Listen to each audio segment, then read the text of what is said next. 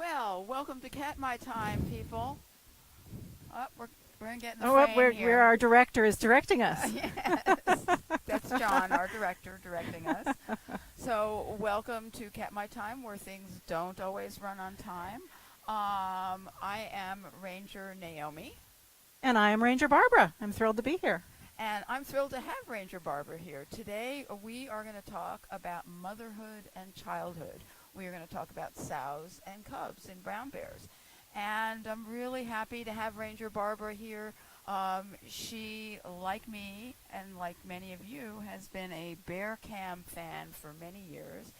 Then Ranger Barbara became a volunteer here, and for 2 years, is that correct? 1 year volunteer, 2 years as a ranger. 2 years as a ranger. So we're very lucky to have Barbara here with us today. So today our chat's going to be around 30 minutes.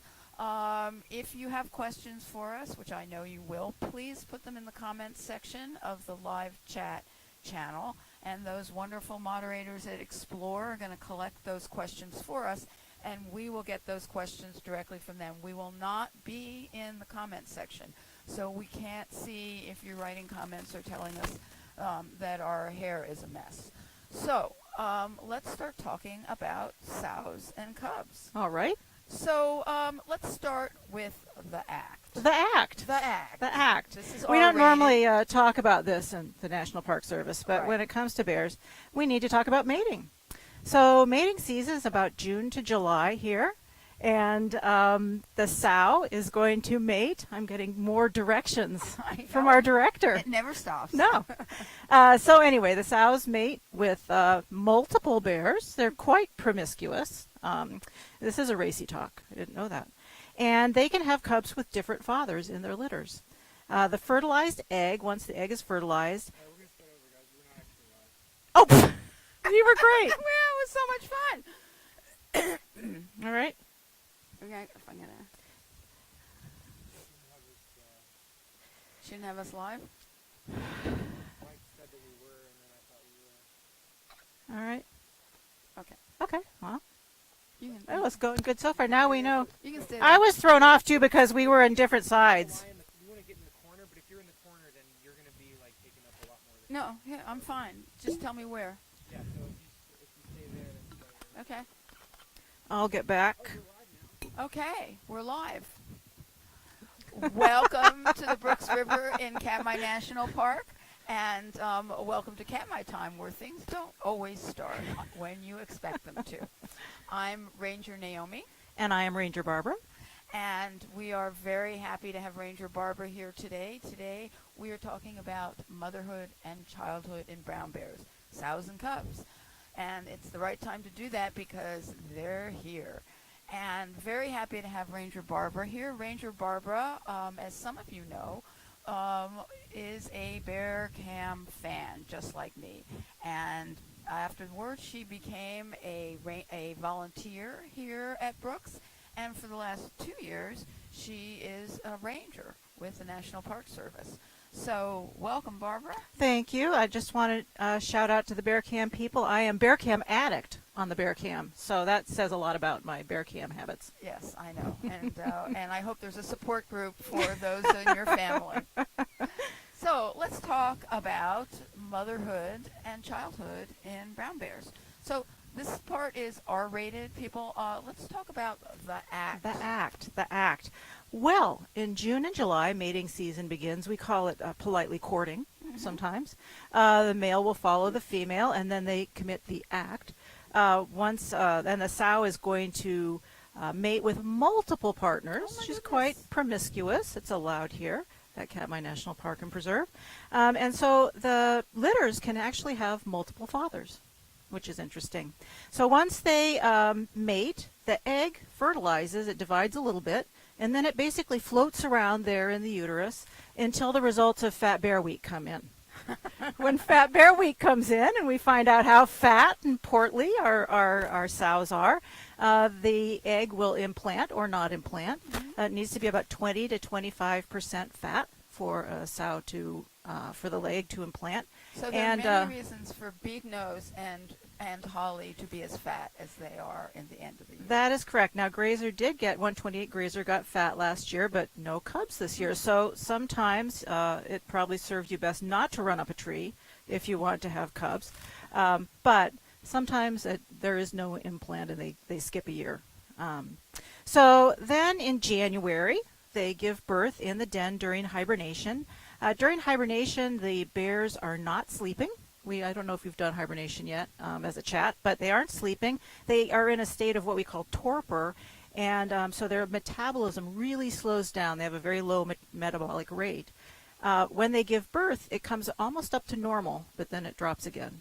So the sow, while she's in the den, is going to huddle over her little cubs and nurse them, and during hibernation. So at birth, they're about the size of a soup can. They're blind. They're lightly furred, so they're not all that fuzzy we see. They're toothless, unable to walk, so she has to take care of them. They nurse there in the den.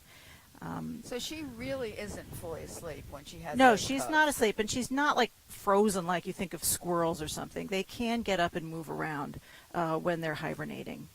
Litter size average is about 2, but you can have 1 to 5. And we have discovered we're going to talk a lot about Bear 402. So if you're not familiar with the bears and their numbers, we do talk a lot of numbers. Feel free to download the Bear ID book, Bears of Brooks Falls. You can get that at explore.org. If you want to jot down the numbers we're talking about, you can look them up on the Bear ID book. You'll see photos of them, their life history. But we're going to talk about 402 a little bit. Let's talk Because Bear 402 has had 2 litters of 4 cubs, which is quite unusual. The other thing is, and if you have seen Bear 402, she's been around this year. She has 3 uniformly blonde cubs, and she's often up on the lip of the falls fishing with them. We're going to talk about that later. Very spindly legs. She produces long-legged bears. They're just in the hyena phase. Oh, that's okay. all. All right, so most sows have about 4 to 5 litters. Mm-hmm. Bear 402 is an overachiever. She's had about 7 that we know of. Wow. Yeah, and she's 22. So that tells you a lot about bear longevity, and that there is a lot of variation in what the sows experience. Then they leave the den in May. Our first yearling that I spotted, I'm not sure if it was the first yearling that came, was May 20th this year, and the first spring cub I spotted was June 20th. So then they have to get from where they're denning, which is not here at the Brooks River. They're denning up in nearby mountains. We don't know exactly where. And then they have this journey to get to Brooks River where the sows, most of the sows have been fishing for a number of years. So, and as you who've been watching the cams probably have noticed, that the sows with newborn cubs arrive here later than everybody else. And it's really only in the last 2 to 3 weeks that we've seen the sows with spring cubs, as we call them, or cubs of the year, or in bear lingo, coys, which will. I also saw young of the year in the literature, yoys. Yoys, yoys, yoy, yoy. So they arrive on this journey, and I imagine, we don't know, but imagine that it's a kind of tough journey that first year. Imagine having these little things that you've got to shepherd from your den to here. These cubs are not that strong at that stage. You've got to nurse them. You've got to protect them from other bears. So it's not like, say, 32 Chunk, who was here nice and early, and he just got to get his big body here. But she's got to herd those cubs.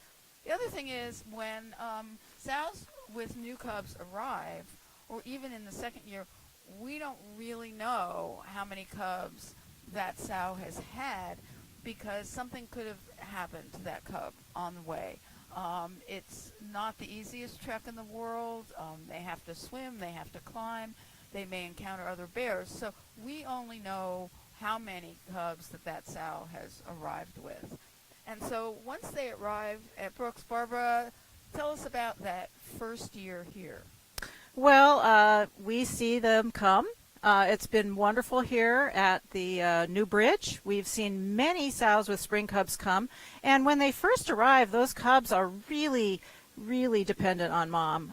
She's very protective of them, very attentive of them. They have a close bond, and we often see the cubs even huddled directly underneath mom. Last year I ran into 402 on the Falls Trail with, she at that time had 4 spring cubs, all 4 of them huddled up right underneath her body. So she is physically and even just aggressively protective of her cubs. They will drink 45 ounces of milk a day, each cub, and the milk contains 20 to 25% fat. So that's a lot of fat. That's a lot of fat. Yeah. Think about the percentage of fat in the milk that we drink.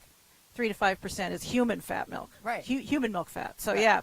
yeah, 45 ounces of milk a day. That's a lot for mom to produce.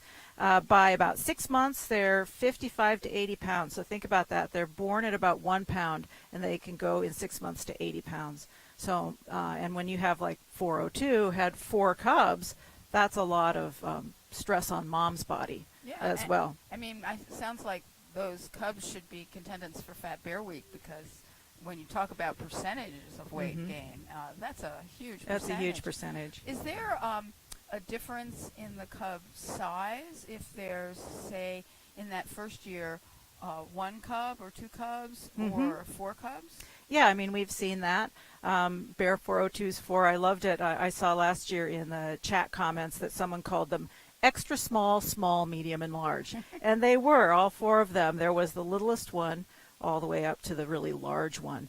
And they see that they don't really, the males tend to be larger, but not really, because they tend to be a little bit more aggressive at getting the food. And some spring cubs also will have their own nipple that they nurse from. Really? I Yeah, didn't know that. yeah, Okay. yeah. So they nurse until they're emancipated. And one of the things about having them nurse until they're emancipated is it keeps them close to mom, keeps them always in her proximity, and also helps with that bond that she has with them. Well, I would assume help protect them Right. from other bears or other creatures that might do harm to those cubs. Well, and keeps them from straying away, like 402's smallest cub, who was gone for 2 days last year, wandered around camp, even got in the campground, but managed to get back together with mom. So how do these cubs learn? There's a lot to learn that first year. Right. So, I mean, first, what do they have to learn that first year, and then how do they learn that? Well, they're learning about, they're watching mom fish. They're learning different fishing styles.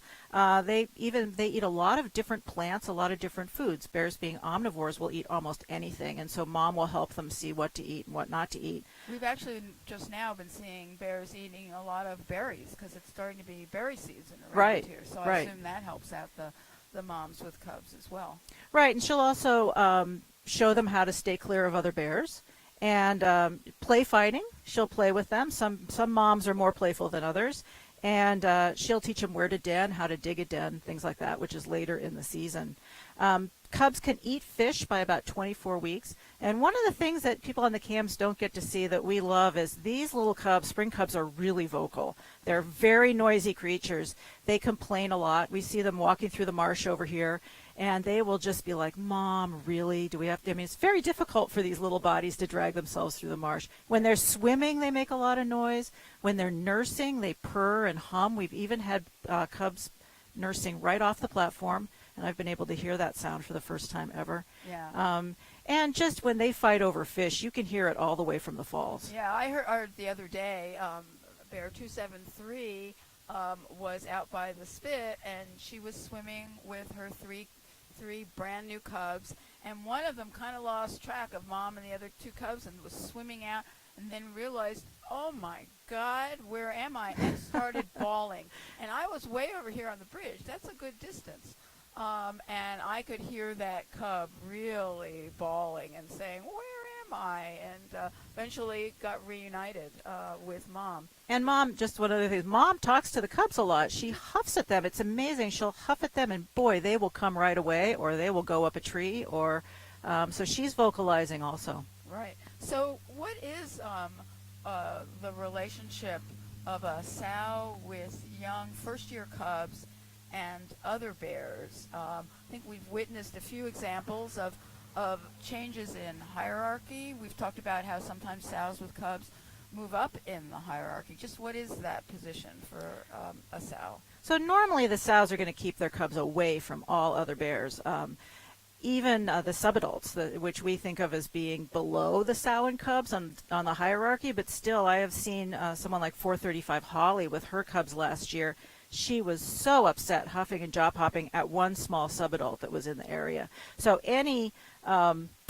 the quote was, if you come out of the den at 10 pounds, just about anything will want to eat you. Yeah. That is, Mom is trying to keep that from happening. Yeah, I try to stay away from subadults too. Yeah. So I think that's very smart on part of moms. We did want to talk about 128 Grazer, though. 128 Grazer is an example of a mom who very protective, some would say kind of ferocious, even took on our biggest bear, 747, in a knockdown, drag-out fight. And so she almost appeared dominant in the hierarchy, not the most dominant, but clearly a dominant bear that bears just moved out of her way.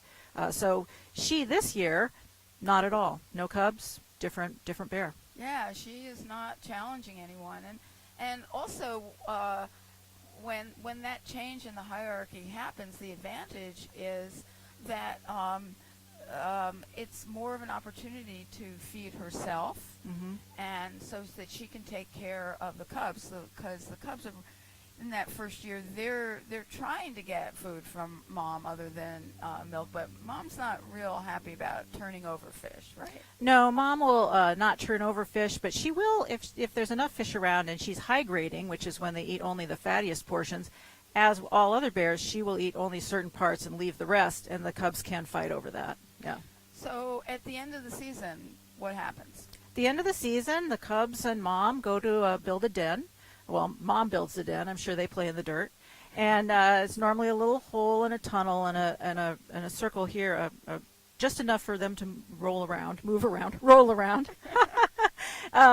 And here at Katmai, because of the thawing and freezing, they have to dig a den every year. The dens collapse every year, so they go into the den, and hibernate. So why don't you tell us about year 2? Okay, year 2. The sows and what we call yearling cubs come out of the den, and the sows here they come a little earlier than they did the previous year. I assume that we don't see it, but I assume the journey is a little easier with stronger, bigger cubs. They're not faltering as much. She doesn't have to protect them quite as much. They're still nursing. And that early part of the year still eating different kinds of vegetation because there's no salmon yet. They're a lot bigger. And again, we talked about size of single cub versus 2 or 3. And in the second year, a single cub can be 30% larger than a cub that has 2 siblings. And we see that this year with Bear 132, who has a ginormous yearling, so much bigger than the other yearlings. And then the other thing we see is it's a tough life sometimes, and not all cubs come back. And Bear 402 came back with 3 yearlings instead of 4 this year, and which personally I think that's a great achievement. Some people have dissed that sow because she doesn't come back with all 4, but I don't know, it's hard work, and you can observe her on the cams in that second year. It's a lot of work to keep track and to feed those cubs. So what is the curriculum like for a cub's second year cub? Okay, second year curriculum. Well, it's graduation time after 2 years. So yearlings are learning how to be independent and be on their own. They're learning more about relationships with other bears. They're primarily learning how to fish. And what's very interesting, we're going to go back to Bear 402 and her 3 cubs, which you have probably seen at the falls this year. I was at the falls earlier this year, And Bear 402 is multitasking like mad when she's at the falls, because it's not the easiest thing. She has to watch out for the boars and subadults, but she wants to eat, and the cubs kind of want to eat too. So I saw her go onto the lip, where she is a great successful fisher, and she will only go up there when she's confident that other bears are not going to interfere with her cubs. And the smallest cub, who is, I think, the feistiest one, decided, I'm going to get out on the lip and try and steal fish from Mom. 2 days later, all 3 cubs were on the lip trying to steal fish from Mom. And so they're learning different fishing techniques. They're watching other bears. Bears learn by watching, and they do that their first year and their second year. The other thing about surviving is relationships with other bears. There's an advantage for a yearling being in size, being the only cub, but there's also an advantage in play with your siblings. Right. Because they learn how to potentially fight. It's called play fighting with their siblings, and it prepares them for the next few years when they're teenagers, or as we call them, subadults, and there's lots of play fighting that goes on. So they learn a lot about relationships when there's more than one.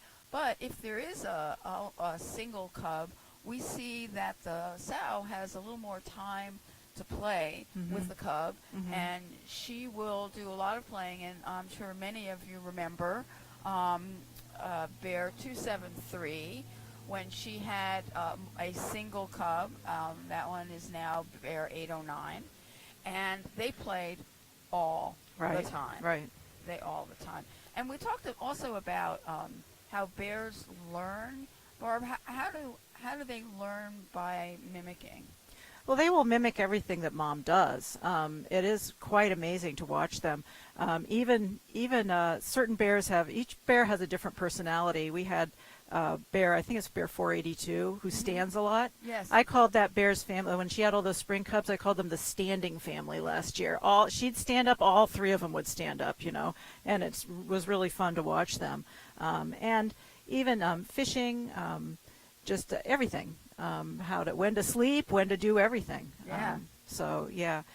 Go ahead. Well, and then there's also a famous moment on the bear cams when Bear 273 had her spring cub, which many of you called Velcro, but is now Bear 809.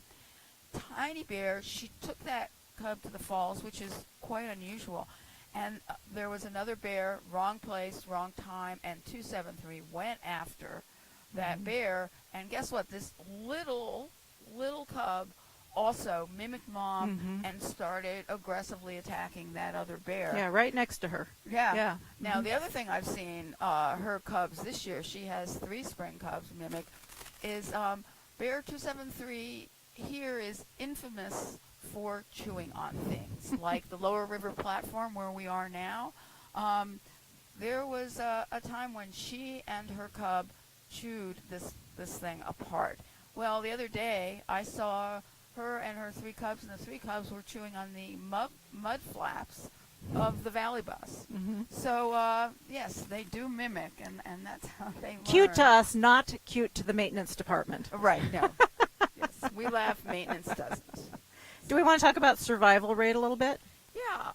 Well, I don't think we really know the true survival rate here. A lot of figures are thrown around, but what do we know from the journals about survival rate here? We have some statistics from other places, so we can just give those, and then we'll talk about how we feel about them. Okay. We'll talk about our feelings. Okay. All right. Okay. So we have 50 to 66% die before adulthood. Adulthood is normally around 5 or 6 years. Right. At McNeil, which is a state wildlife refuge north of here, they said 31% of their cubs disappeared by the second summer. So there's a lot of dangers in cub survival. Like I said, if you weigh 10 pounds, a lot of things will try to eat you. But also there's drowning, disease, separation from mother, which we've seen, injuries. You could fall off a cliff. Imagine that. starvation, and your den could actually flood or collapse, and even avalanches. So there's all kinds of dangers for these cubs, even as yearlings. Right. So my feeling here, though, is what we were saying. We had 26 cubs running around right now. Yeah. We're seeing, I think, a high survival rate here. It's hard to know. Granted, we have plentiful fish right now. The Right. last few years have been very good, but we shall see. I think here we see them not subadults. We see a lack of subadults. We don't see the mortality at the spring and yearling stage. Right. And then again, with subadults, we don't know if it's mortality. Right. Because as we discussed in a previous chat about subadults, that many subadults, particularly males, will find another place to call home because they have a better advantage elsewhere. And the other thing that's interesting about that second year is that what's going on with the sows, Right.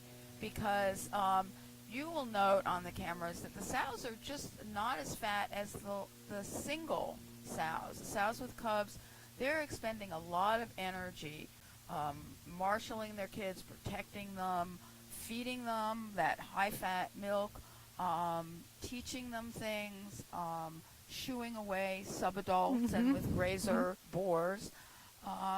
So they don't get quite as fat. So it's a real strain. And then they also have this balancing act that they need to do, which is, do we eat in a place where I'm really likely to get a lot of fish, or do we go someplace where I'm less likely to get a lot of fish, but I'm not going to run into as many hazards like big dominant males?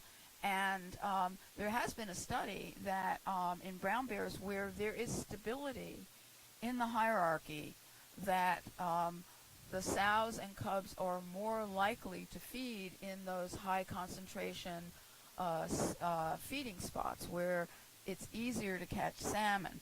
So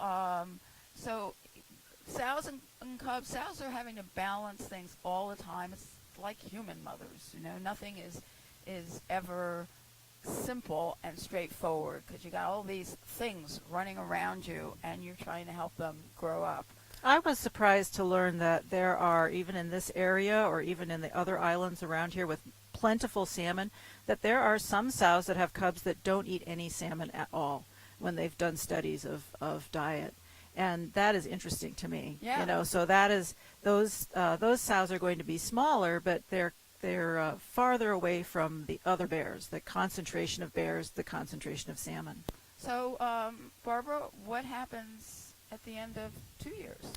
At the end of 2 years, they'll go in hibernate. So they're going to be born in hibernation here. I'm going to say at our bears. I call them our bears. Our bears. Our bears. Your bears. Born our in bears. hibernation, spring cub, hibernation, yearling, hibernation again. Then when they come out of hibernation, after the third hibernation, mom has a choice as to whether or not she's going to kick him out of the nest, so to speak. Some sows don't kick him out of the nest. We've seen these kind of gangs of gigantic subadults, but that are still with mom, still nursing. Right. But most of our sows here kick him out of the nest, and that's what we call emancipation. Do we know what happens when they actually emancipate? It's something we almost never see. And there are changing attitudes about emancipation. I think that we've always thought that emancipation was something where mom chased was aggressive and chased him away. But it could be as little as just, I'm not going to feed you anymore. And the cub could decide if I'm going to get some food, I got to be on my own.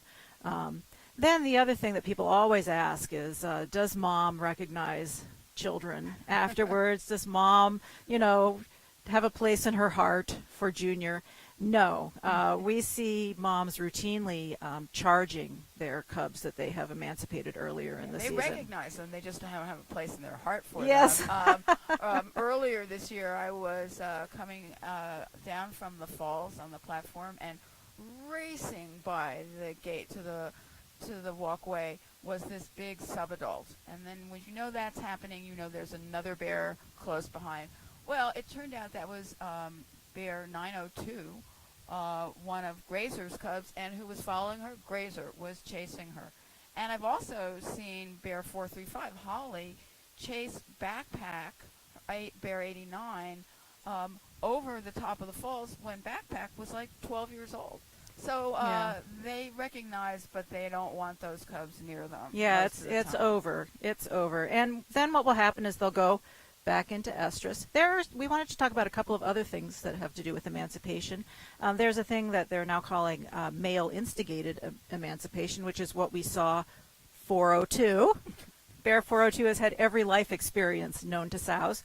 Bear 402 was being pursued by 856, who was when she's had a yearling cub, and she again pushed him away. This all played out on the cams. And Bear 503 was then emancipated early, and they called him cub adult because he became a subadult as a cub. Then he was adopted by 435 Holly, which is a whole nother story. We're not going to talk about bear adoption, but it does exist. We've seen it here. That's soap opera to be continued. To be continued. And then we have also seen this year, we're going to talk about an instance of a sow, what I suppose people would call abandoning her sick cub. But that is also, I would consider emancipation. That young cub is now a subadult, emancipated subadult as it is. Yeah, so we know that you as Bear Cam viewers are interested in 3 particular bears. And so, Barb, tell us about Bear 171. All right. Bear 171 showed up with 2 spring cubs, and she got to the point where she seemed pretty comfortable after a while. She kept treeing them in the camp. She learned the same technique that 435 Holly did when she would let us babysit for her and she'd go fishing. But recently has been appearing with just 1 cub and also had a change in personality. Very was known to charge the bear management people, and I saw that single cub just huddled right up underneath her. Very scared. We don't know what happened to that cub. We could be infanticide, which is when a bear kills another cub, and that happens with both male and female bears kill cubs. But we don't know what happened. We just know that she now has a single cub. Right. Now, we're going to talk about 2 more bears. A lot of you have been asking about Bear 505, who showed up this year with 2 yearlings. And you guys saw that one of those, she was then seen with 1 yearling. And what happened to her was one of those yearlings got extremely sick.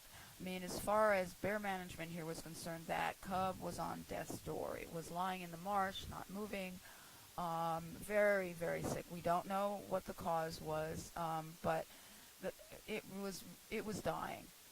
So Bear 505 with her other cub left, and we haven't seen that bear again, have we?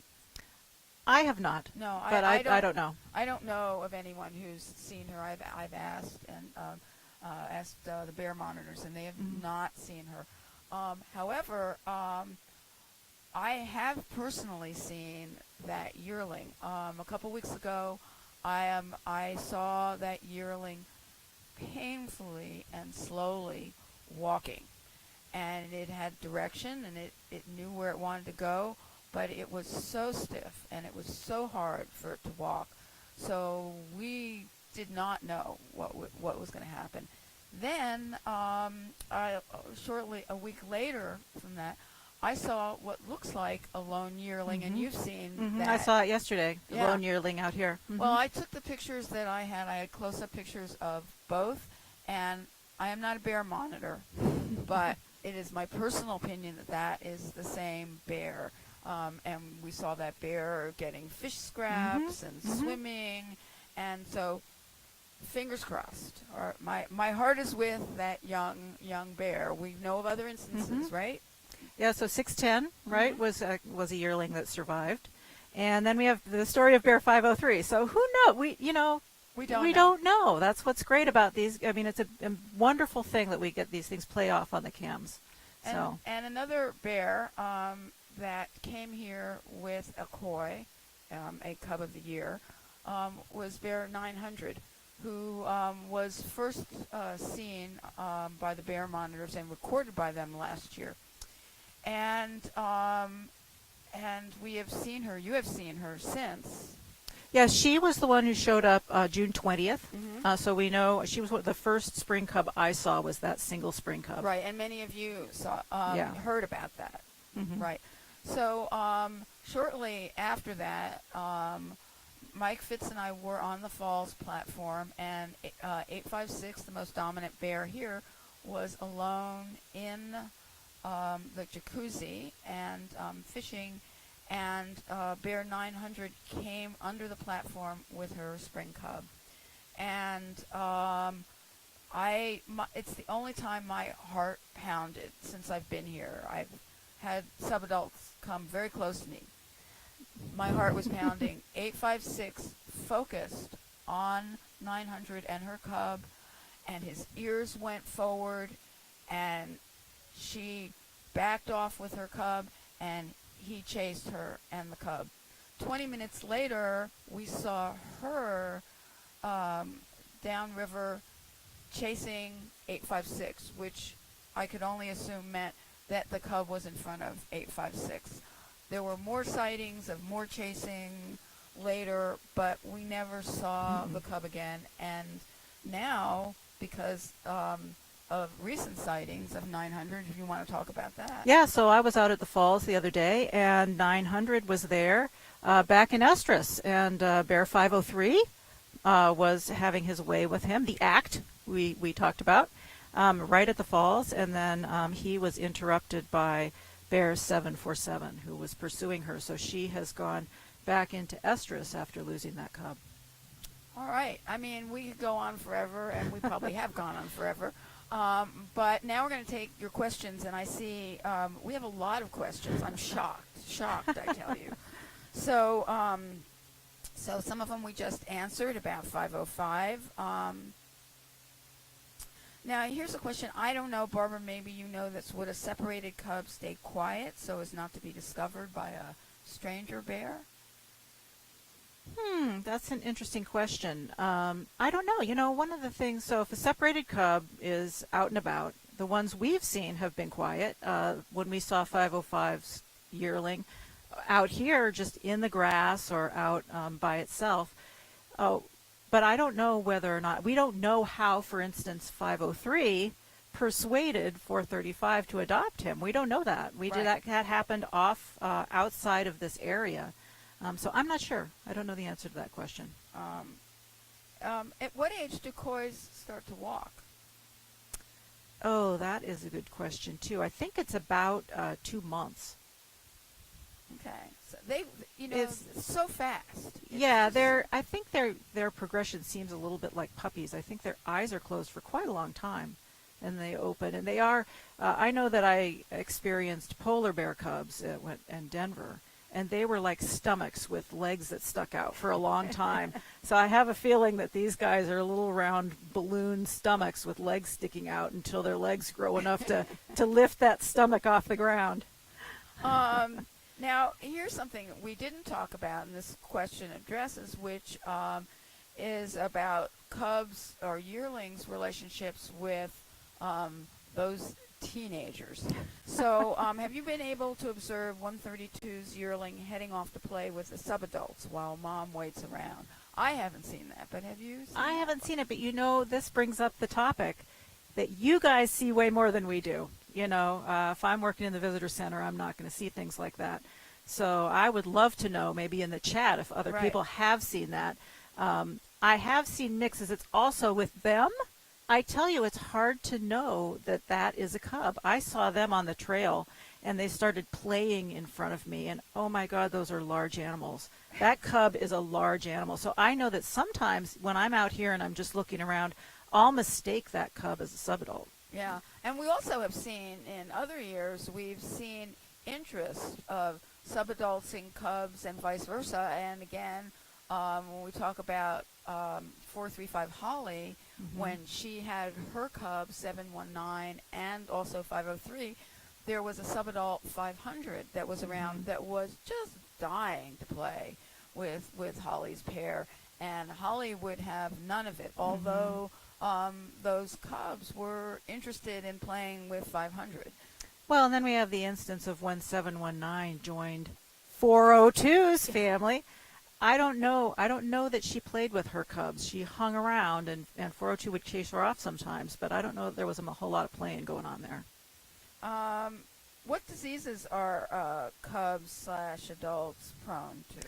I wish we knew. We only know of the cub that died here, and that is the canine adenovirus. We know that. One of the reasons that we spent a lot of time kind of hovering over the cub that we called it the dying cub, was if it had died, really wanted to do a necropsy because so little is known about cub mortality.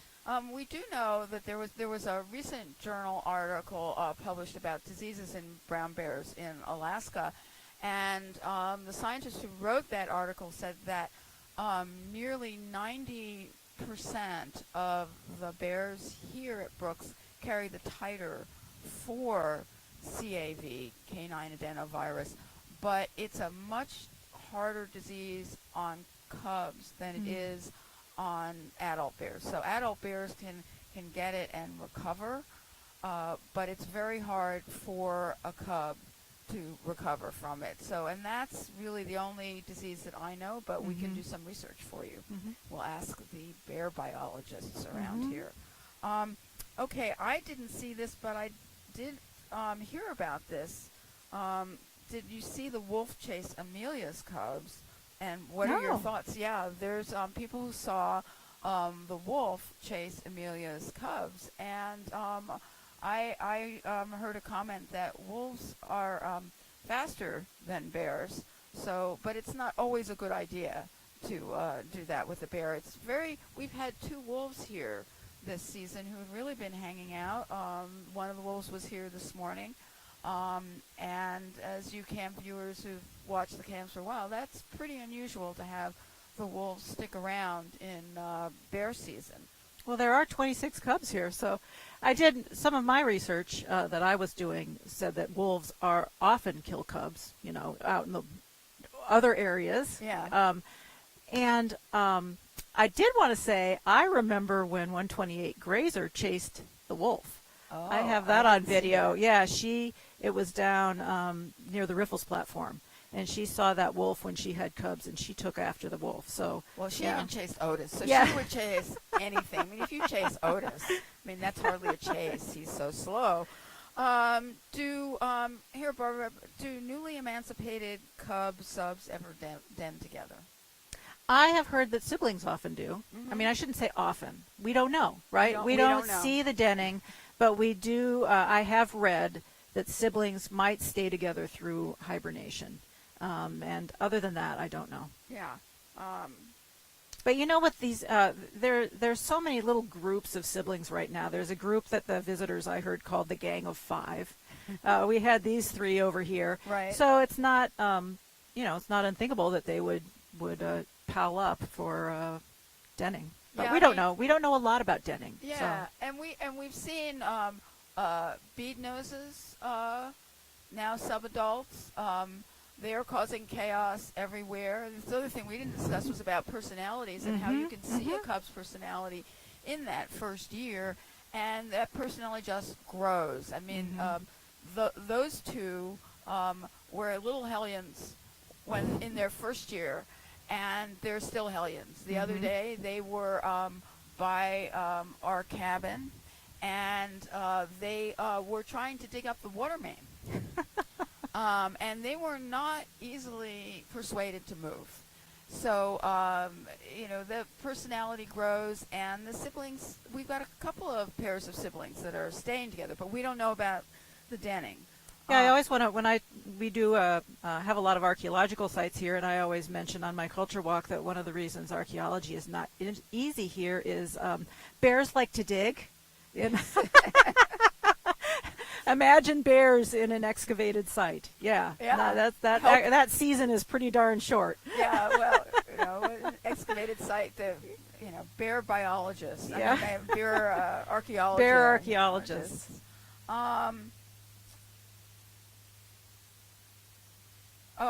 Largest to smallest. I'm going to give you this test, Barbara. Uh-oh. Bear quiz. For the 4 sows we are regularly seeing with new cubs, 171, Uh-huh. 273, 708, and 719. Whose are the Right largest? over here. Oh, yeah. Yep. You got a sow and cubs walking by. Who's largest to the smallest? So, what do you think? So Well- we have 708 probably Mm-hmm. is up there, don't you think? Yep. And- 719 would probably be smallest. She's only, what, 5? Yeah. Yeah. She's young. 719 is young. She was Holly's cub. 171's cub. I had been very close to both cubs at one point, like 2 feet away, and those cubs they had grown significantly. So mhm, I would yeah. say that 171's cub is pretty big Mm-hmm. right now, and will probably get bigger relative to other Sows cubs because it's the only cub doesn't have the competition for nutrition. Mm-hmm. And 273s they're pretty small, Mm-hmm. right? I'd say because it's 3 of them. Again, they're Mhm. competing for resources. All these questions that I think we don't have answers to. That's the typed in red on my outline is who knows, right? Well, who knows? We have plenty of who knows answers. Has there been an incident of cubs drowning in the river, and how can that happen? I don't know of an incident, but certainly it could happen. Yeah, I know that they've seen it at McNeil. At McNeil, they've documented it. But drowning is definitely one of the dangers of cubhood. You see them. And when it is stormy here, Oh, yeah. it is like the ocean. And so when it's placid like this, I think there's not that much of a deal.